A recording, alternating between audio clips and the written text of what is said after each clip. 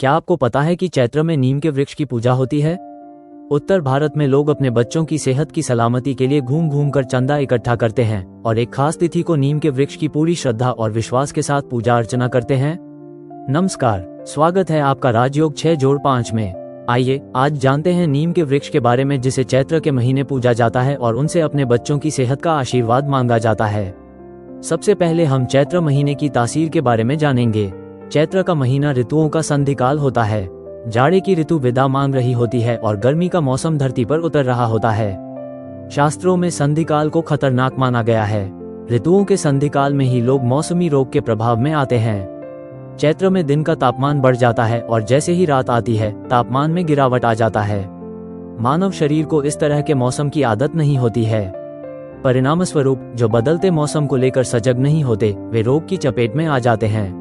भारत में चैत्र का समय 15 मार्च से 15 अप्रैल तक माना जाता है। हिंदू पंचांग के आधार पर इसमें 2-4 दिन इधर उधर हो सकता है। चैत्र वसंत ऋतु के बाद और ग्रीष्म ऋतु से पहले का समय होता है। चैत्र में वसंत ऋतु में आए फूल तेजी से झड़ रहे होते हैं और हवा का रुख एक पल में बदल जाता है। असंख्य सूक्ष्म रोग कारक कीटाणु हवा पर सवार होकर चारों दिशाओं में फैलने लगते हैं, जिनसे संक्रमित रोग का जन्म होता है। आयुर्वेद में कुछ वृक्षों के औषधीय महत्व के बारे में महत्वपूर्ण रूप से बताया गया है, जिनमें से एक है नीम का वृक्ष।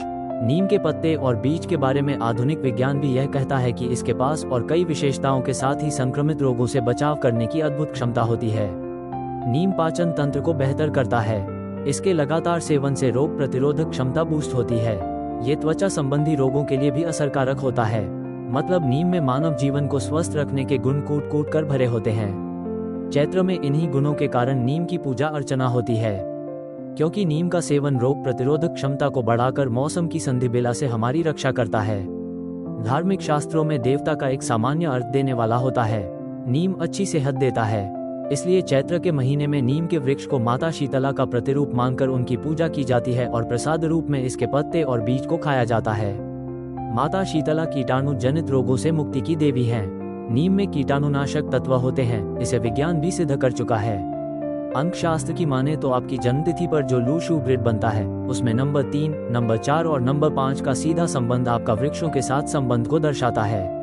अगर आप पौधे लगाते हैं, वृक्षों की देखभाल करते हैं और उनकी रक्षा करते हैं तो आपका वुड और अर्थ एलिमेंट पॉजिटिव होता है, जिससे आपके जीवन में ग्रोथ होता है और आप पर पालौकिक शक्ति मेहरबान रहती है।